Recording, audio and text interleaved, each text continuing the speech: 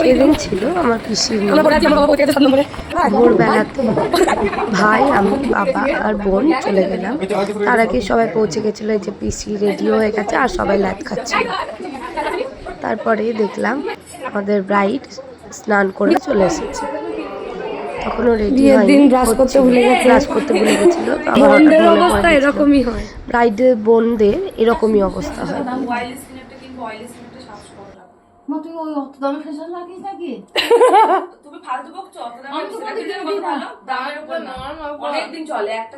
তখনও মেহেন্দি পরানো চলছিল সকালবেলাতে।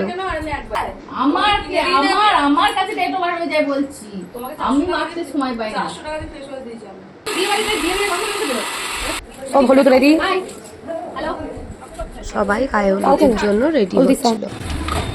আমার বাবা ব্রেকফাস্টের দায়িত্বে ছিল, আমাকে ভাতের হাঁড়ি ঢাকনায় দিয়েছিল। তারপরে গেলাম ফুলের যা অর্ডার ছিল সেগুলো আনতে প্রায় 2-2:30 বেজে গেছিল। তারপরে রেডি হলাম। তারপরে দিদি, সোনা দিদি সবাই চলে এলো এক এক করে। এই যে আমাদের ব্রাইড রেডি, গায়ে হলুদ চলে এলো। ভীষণ গরম ছিল, কোনোরকম রেডি হয়েছিলাম।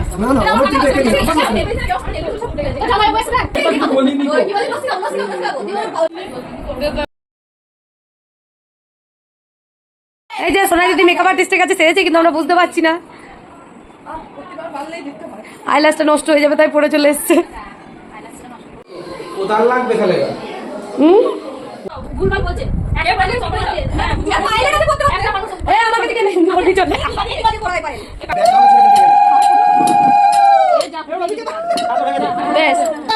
এখানে জামাইরা তাদের রিচুয়ালস গুলো করছিল। সিল দিয়ে চাপা দিয়ে দাও।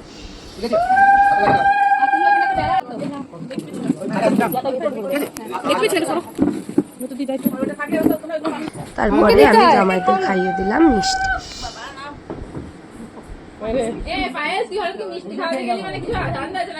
হ্যাঁ, এরপরে যা পাবো সেগুলো তো আমি নেবো।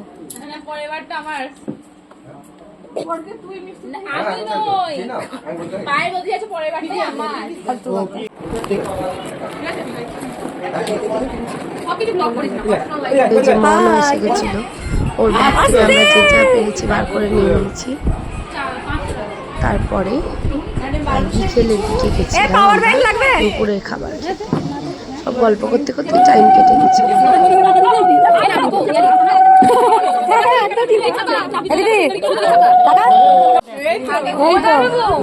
ও দাদা ভাই রিমা কি বলছে? অবাক হচ্ছে না তোর কাজ করে দেখে?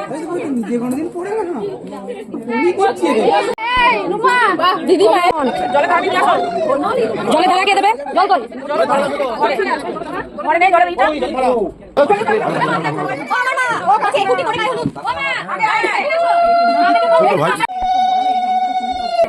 পুরোটা ঘর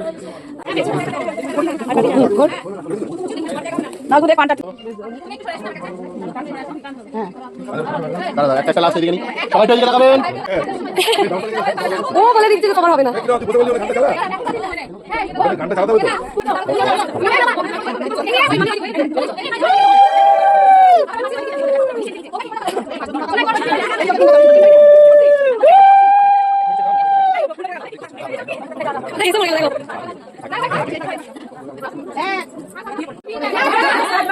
ভয় পেয়ে যাচ্ছিস তো?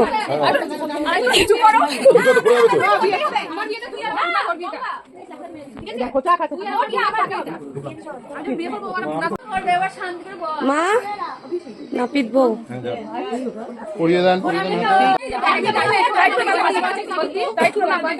আমার মা দিদি এইটাকে বারবার পেয়েছে। সুতীর্থ আগুন খুব ভালো, সুতীর্থ আগুন খুব ভালো।